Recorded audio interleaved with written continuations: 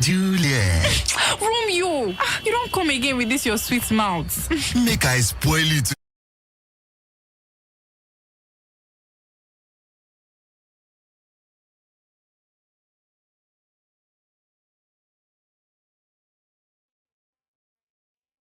Mid-mornings with us, you won't want to miss it. We bring the energy, the laughs, and of course the tunes that get you through the day. Afternoon on FlowFM is where the culture lives. Music, entertainment, and all the gist that you need. And if it's trending, you already know we're talking about it. Stay locked in, Ilorin. It's FlowFM, baby. The night's young, the vibes are right, and we are flowing past midnight. You ready to chill? Let's go. Listen anytime, anywhere. Stream us live, call us, send us a WhatsApp message. We're just a tap away. Flow FM 92.7. My music, my radio.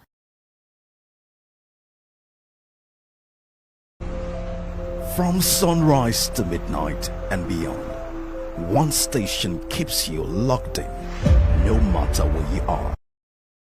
To the headline news analysis, and this is where we debate, talk about some of the stories that were brought to you at some 7 o'clock on the headline news. You have a chance to join in the conversation as well too, to make comments and of course some to give your 2 cents as to the stories soon to be touched on. A lot of interesting stories to touch on this morning, and quite exciting one. We kick off with the WAFCON, and of course it's official. The Super Falcons won the 10th. The record. I'm extending that record. I beg your pardon. Super Falcons have clinched their record, extending 10th Women's Africa Cup of Nations WAFCON title as of July 26, 2025. All of this will touch on because what it means, for the African, football, and of course we'll discuss the whole, tournaments. How can we improve on the tournament and some of the actions, of the Moroccans during the penalty shootout. All of these, and then we'll move to other trending national stories this morning. My name is Dayo Adeyemi. And I'm Danielle Shitta-Bey. Thank you for joining us on the analysis this morning. Good morning to you, Nicholas. Nicholas is joining us live today. How are you doing? Good morning. All right. How was your weekend as well? Well, my weekend was fine. It was made excellently sweet, by the WAFCON victory. Our women's victory in WAFCON. Absolutely. We're going to get into it in a minute. Yeah. The views to be expressed is not in any way the position of FlowFM 92.7 or the staff therein, but as expressed by our in-house analyst, Nicholas Uwerunonye. All right, let's get into the stories and picking it up from this beautiful, wonderful, amazing victory that our women have brought to the nation, the WAFCON triumph. What does this mean for our football in Africa right now when it comes to the women? Well, considering the entire competition, it shows that women football is growing in Africa.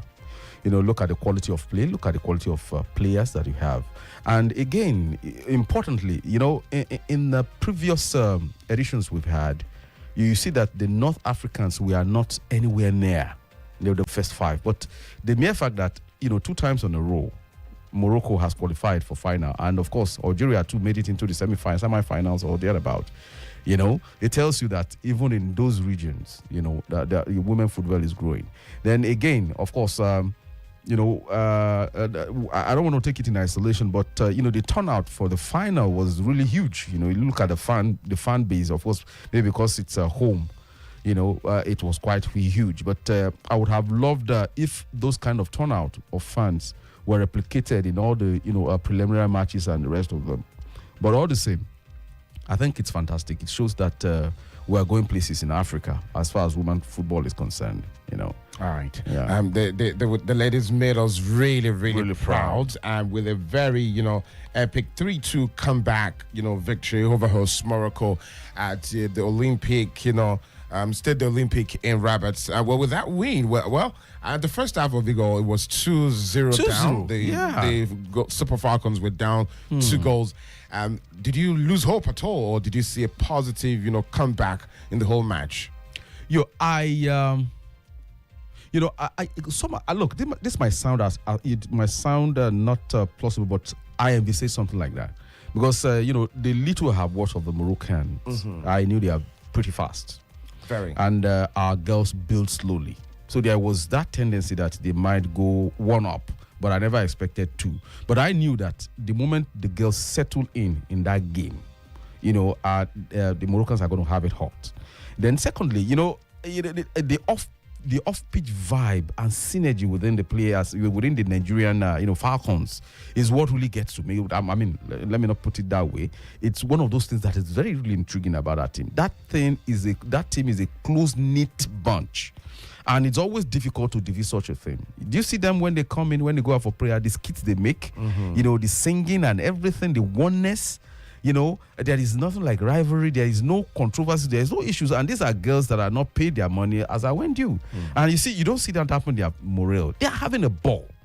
You understand? So, you see, and, you have, and one other thing that is so important, that is so sweet about the Falcons is the fact that unlike you will have in the male counterpart where you bring in people that were born abroad, that are schooled abroad, that had their training abroad, that had nothing to do with Nigeria. Their commitment is, for me, is not convincing. But with the girls, it's a different ballgame entirely. You have ladies like Alozia, you have Plumpter, you have is it Okoronkwo? Yeah, Okoronkwo, who happened to be the man of the woman of the match. Esther Okoronkwo. Esther Okoronkwo. Then Tony Payne. You see the quality of patriotism, the quality of dedication that they have, is something out of this world. It's so unlike you have of the, what's the name of this Okocha's cousin? What's his name again? That one, Ekong and the rest of it. You don't see that kind of commitment. It's so real, it's so patriotic. It's something, you think that this is your average Nigerian that grew up in Ajigunle. That went through, the grits of Nigerian football. That is, it reflects the quality of Super Eagles we had in the 1994. That golden era. So that is what I see about this guy. I think that they are going to go places. They are maturing. Very true. Do you think they are as widely celebrated as the Super Eagles? No, they are not. And of course, why do you think that is? Well, of course, you see. Male football will always be there, will always be number one, because you look at the quality of sponsorship that comes in, the branding and all those things, the rights that comes with it. You are talking of, at the African nation, maybe one player, the entire worth of one player kind of is almost half of when you put all the female footballers, at that WAFCON together. One player, that is what goes into buying, maintaining him, is almost half of it. So you see, for example, Victor Osimhen, for instance. We are talking of how much are they proposing? 76 million euros. Thereabouts. So you can imagine for just one player. So when you aggregate, what goes into bringing in all those players, you see that it's almost half of the entire worth of the player. So you're definitely going to have that. And of course, there is always a sexist angle to it. But this is not to say that, women football cannot improve. Of course, we had the counterpart in Euro. So you see the turnout. Yeah. So I think it's like England and Spain. Definitely. Okay. And England defeated Spain, on penalty shootout, So, all right, just one good one for the ladies. Congratulations to them. Of course, the president did and put a call through to them. Congratulating President Bola Ahmed Tinubu really echoed the sentiments of Nigeria. Because you see, the sweet thing about this, we haven't even said the sweet thing about, putting South Africa in their place is, I think that's the cake for me. I think 2 weeks ago there was this, I saw the news, but I don't know how. I saw the news, and of course some South Africans chanting xenophobic, Can you imagine moves that Nigerians are dominating their land. Been doing to us. No. But again, the Super Falcons went through the tournament and of course made history, winning their record 10th, title, and went through the tournament without conceding a single. Without any defeat. Any defeat at all. That's a big one. It's what celebrates. It tells you the determination that those girls brought into that competition. I mean, it's like those guys were on steroids. But just like what Danielle asked, why are they not well celebrated? How do we, popularize the female football? You remember, Nigeria against Ivory Coast at the AFCON final. You saw the publicity. In fact, at Tipper Garage, I heard that there was a big screen there. Oh yeah. For even people at the to stadium. come, even at the stadium for people to come watch. Why wasn't that done for the female football? And how do we popularize the female football in terms of publicity this time? No, honestly, I think that NFF and largely a lot of government officials are to blame for that. So what is wrong in reciprocating? What they did for AFCON, and of course, let's come local. I think Governor Abdulrahman Abdulrazak should have done the same thing he did for WAFCON. For those women footballers. At least I got the benefit of watching it. From the stadium. Because I needed to report both the vibes and the results and the play. I watched it at the National Stadium. At the Kwara State Agbazika Ini Stadium. And you saw a lot of people coming in, and you saw a lot of public individuals coming in to watch and mix with people. I expected something like that to have been done. So you see, there are layers of responsibilities here. It's not just about waiting to announce one reward or the other. No, that is not it. There should have been things. And again, to a large extent, I think we are all guilty. The guys are guilty. You understand? To a very large extent, the guys are guilty. And of course, the women too, because most times you see that the women are, where they are supposed to have taken up the right to ensure that there is equality in some of these things. They are busy being fanatic about the male folks.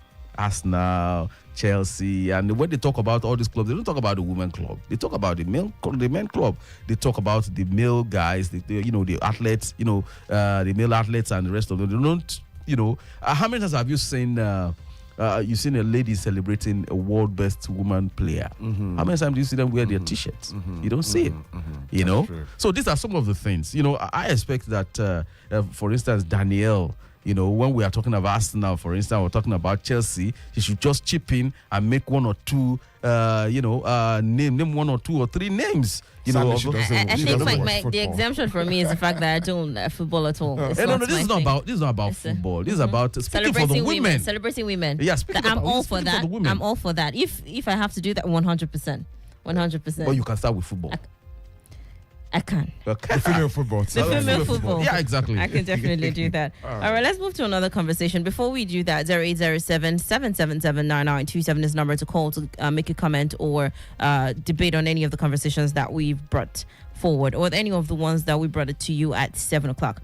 All right. Aliko Dangote has urged President Bola Tinubu to ban the importation of refined petroleum products under the Nigeria First policy to protect local refineries. The National Publicity Secretary of the Independent Petroleum Marketers Association of Nigeria, in the person of Chinedu Kadike, has condemned the move, warning it could create a monopoly and harm the economy. And this is while Dangote insists that his refinery can also meet local fuel needs, and that marketers and analysts argue that banning imports will stifle competition and undermine energy security and also violate global trade norms. Well, you see, all the positions canvassed in that report are quite valid, if you ask me. On the one hand, we are talking of Nigeria First policy. And we have seen that the Dangote refinery has the capacity to supply the entire needs of Nigeria to a very large extent, And then, of course, it's going to save a lot of forex and things like that. But, of course, like Ukadike argued, the issue of monopoly, you understand? Dangote has a history of monopoly, and it has not been clothed in the, it hasn't been, all pluses for him, where he has monopolized in the past, sugar, cement, and the rest of them. And of course, while coming in this morning, there was this report I saw that, local shippers, accused him of neglecting Nigerian, vessels in exporting fuels, that he prefers the Angolan shipping vessels. So, that's a very big question, if he monopolizes everything, to what extent is he going to involve Nigerian businessmen in the other areas, in the other aspects of, oil supply chain and the rest of them? Don't forget, recently, he had just acquired some shipping, some cargo haulage of vehicles, to do the last mile, for the supply of fuel. So he wants to entirely control all the chain all the chain of distribution and sale.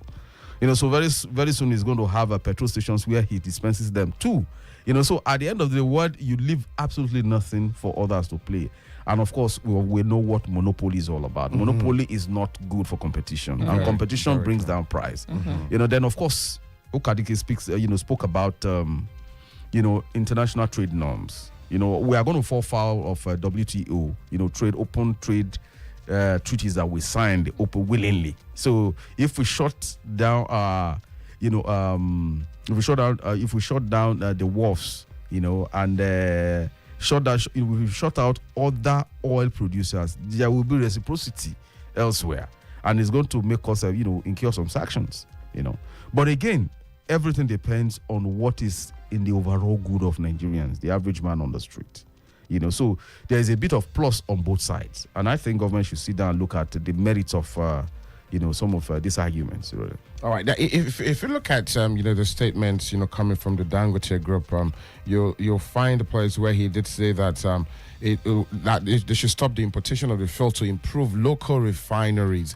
I want you to speak to Nigerians on that aspect of fixing the local refineries. That in fact, he went further to say that the Dangote refinery has the capacity to supply all Nigeria's oil fuel needs and all of these things. But again, how do we get the local refineries up and running at least? If at all we're going to reduce the importation, because again, it's not in global best practices is not the best for Nigeria to stop importation. But again, how do we push attention to having a working local refinery?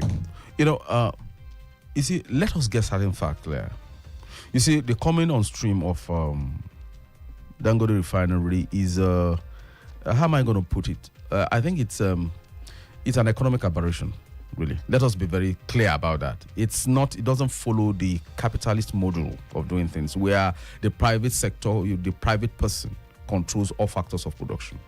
What we have is that in the case of the coming upstream of Dangote refinery is a situation where government had to bend rules, so that an individual can set up business. You understand? And of course, if we further unpack that, that business, that enterprise, we are going to see a lot of, deals, that are glitches, that are an aberration, in terms of how business should be done. You understand? So, to what you see, the likelihood of having a repetition of that is almost nil. So, when we now argue for a refinery, what are we really talking about? Are we talking about government, giving the same kind of, waivers, the same kind of favors, granting same favors for another big monopoly to compete with? It's not going to. It's going to disrupt the market equilibrium in Nigeria, But we can talk in terms of, say, modular refineries, for instance. All right. These are smaller refineries that can take care of smaller markets. I think government can start from there. From there, you can have 2, 3, 4 modular refineries coming together to create a superstructure that will be more organic, very much unlike what we have in the Dangote refinery. Things an alternative. So it's what the proposal is a bit of a complex mix, given our scenario in Nigeria. The Port Harcourt refinery, the Warri refinery, can it work? As long as Nigerian government has a hand in it, it's not going to work, because our experience is that government has no business in doing business. It's as simple as that. You remember the optimism we had, when we had of Warri refinery coming on stream, Port Harcourt refinery coming on stream, only to be dashed. And have you noticed that there is nobody crying for blood? That is the kind of country we live in. Instead of ordinarily, heads should be ruling by now. We should have people swinging in the marketplace, giving us that kind of expectation and only to be dashed. But that is not happening. So tell me, the only way the Warri refinery and Port Harcourt refinery and the one you have in Kaduna can work is government completely sell it off. And you can rest assured that if government decides to sell it off, one guy is going to snap the whole thing, and that's Dangote. At the end of the day, we are still going to have that same monopoly we've been trying to avoid. So it's a very dicey situation for us all, But But I think my take is that I think Nigerian businessmen should grow some balls. Well, sorry to use that word. They should grow cojones, and try, you have to give it to Dangote. The man is brave. The man can take risks, and we have very few individuals like him. Do you think this is a deliberate move for the non-functionability of these refineries? Do you think it's a deliberate thing, or you think that the issues are so complicated that it cannot be resolved? There are a lot of conspiratorial theories about somebody sabotaging something so that it can become a monopoly. We had that about the railway and things like that. You see, the thing about conspiracy theories that it is always foolhardy to dismiss them as a fiction. No, you don't do that. Because there is no smoke without fire. Sometimes inadvertently, maybe obliquely or somehow, you see things like that happening. Maybe not an individual involved, but a cabal. Trying to create a kind of business and ensures that nothing else grows to compete with it, even government-owned enterprises. So you can have situations like that happening. But, but like I said, everything boils down on the Nigerian government. Over times, like I have argued once here, that I think it's in support of what Patu told me, once, in one of his training programs we attended in Reporting the Economy. He said that his belief is that the institution of governance in Nigeria is so weak that you can have one individual undermining it. And that has always been our problem. And until we grow out of it, see, it's really dicey, honestly. 0807-777-9927 is number to call to be part of the conversation. All right, let's move to another news story. The House of Representatives has proposed major changes to Nigeria's electoral process, including holding all 5 general elections, that is the presidential, senatorial, House of Representatives, governorship, and state assemblies on the same day starting 2027. What's your reaction to that? And what do you think how is this going to affect, the electoral process going forward if this bill passes? I have always been consistent about something about the quality of human beings that go into the National Assembly.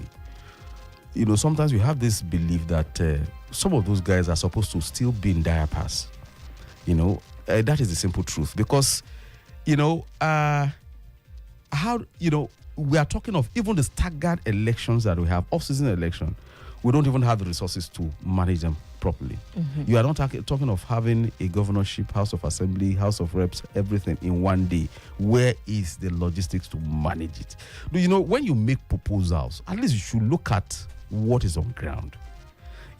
And in any case, this was what we used to have. Before we now had this staggered, this was what we used to have. And we saw the utter confusion that happens on every election cycle. We are talking of since 1999, 2003, and of course from 20. What is it? 2012 when we have the first staggered? Staggered election of Anambra. Then of course the Edo State, then Ondo State. So you see, and of course Imo State too. Before then we used to have it in one day. How have we been able to manage it? But the problem is that I think it's a diversion from what is really the issue. The issue is that we need to clean up the electoral process and make it more transparent. That is, we've been talking about this live transmission of results. That the National Assembly appears to have been avoiding all this while. So bills like that shouldn't even, where we are discussing something very serious, shouldn't even come up. This is my opinion, honestly. Okay, but as a part of the bill, the Electoral Act 2025 bill, it also includes new spending limits for candidates, stricter registration requirements for political parties, tougher sanctions for electoral offences, and a streamlined process for filling vacant legislative seats without by-elections. What measures? What would these measures? What would they do? How would they affect this process if all of these things are put in place? Do you know that there is a spending limit? Currently, we have a spending limit. So how well has it been enforced? That is the number one question. You are now trying to create another spending limit again. That is, anyway, Mahmoud Jega, the former INEC... Atahiru Jega. Sorry, please. I keep on... Mahmoud Jega is a journalist, so I don't know. And he's a brother of Atahiru Jega. Atahiru Jega, Professor Atahiru Jega, he's a professor of political science. Of course, yes. Has... he's made the difference. He explained that you can have two forms of democracy: the substantive and formal democracy. What we seem to be having is formal democracy. Formal democracy in the sense that we only have democracy in name. We have all those institutions that are supposed to be there, but in terms of substantiveness, whether we're really practicing democracy that should be practiced, is zero. You see, that is why you can always have all these regurgitations. You say, actually irritating, regurgitations of proposals and all those at the National Assembly. It's because the institutions that should ensure democracy is not working. That's why we're having all this. That's the truth. All right, let's quickly squeeze in some messages and contributions that we have from Facebook and on WhatsApp. Good morning, FlowFM. God will continue to bless you more and more. I agree with all you're discussing this morning. Everyone knows what is right, so if we do it right, we're going to get it right. And congratulations to Super Falcons. God bless FlowFM. God bless Kwara State, and bless Nigeria as well. There is obviously a lot of issues with the Football Federation. It's not hidden that the NFF is not doing their best at all, and there is a lot of blame to go around. Women also need to support women's football. I was on Twitter a few days ago, and 99% of the tweets I saw were from men celebrating. That's celebrating the victory of Super Falcons. Wow. Damilari from Accra, Ghana. And a Facebook comment from Dr. Mrs. Ma Olabara from Owerri. A country that encourages illegality needs sympathy and attention.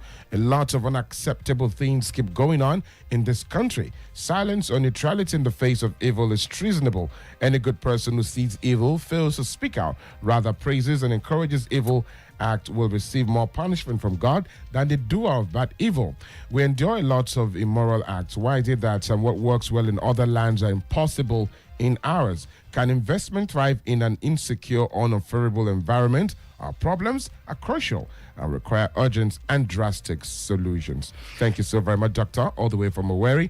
And Mayor from Basin says, good morning, Danielle and Daya and the guests in the house. Trust you now was awesome. Mayor from Basins, congratulations to Super Falcons. I hope our Super... Well, that's quite disrespectful to refer to them in that manner. Super Eagles. They still maintain that name regardless of their, sometimes heartbreaking, moves. Yeah. The parade themselves as Super Eagles can learn from the ladies, because I doubt they can put up such a performance. I guess wanting the female football to be like male folks can never be, because that's how it has been from inception. All what I say is that the NFF should do more by paying the ladies mad bonuses and allowances on time. Kudos to you guys in the building. Nice Kekeke says, I'm really enjoying this morning's analysis. I don't think it's a good thing to monopolize the petroleum sector, because a businessman will always be a businessman, and all they see and know is gains and profit.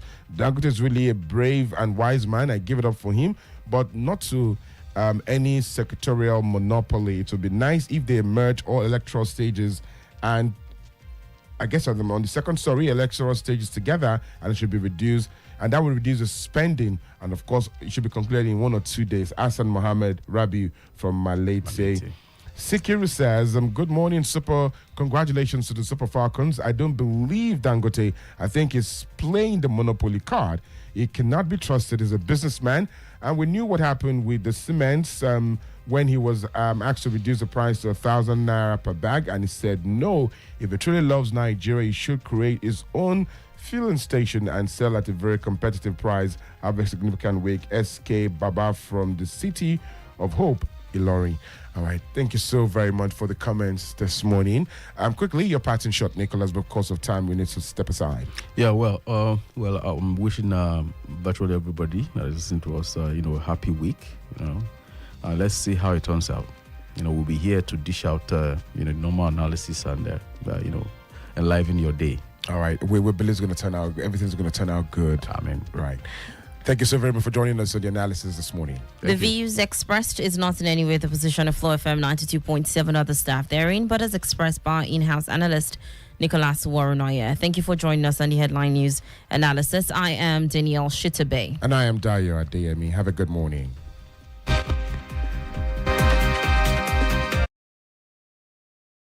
92.7. Good morning, Ilorin. You know what time it is. Wake up with us and get your day started right. We've got the hottest headlines, trending topics, and the music you love back to back. You already know we keep it fun, fresh, and real. Mid mornings with us, you won't want to miss it. We bring the energy, the laughs, and of course the tunes that get you through the day. Afternoon on Flow FM is where the culture lives. Music, entertainment, and all the gist that you need. And if it's trending, you already know we're talking about it. Stay locked in, Ilorin. It's Flow FM, baby. The night's young, the vibes are right, and we are flowing past midnight. You ready to chill? Let's go. Listen anytime, anywhere. Stream us live, call us, send us a WhatsApp message. We're just a tap away. Flow FM 92.7. My music, my radio.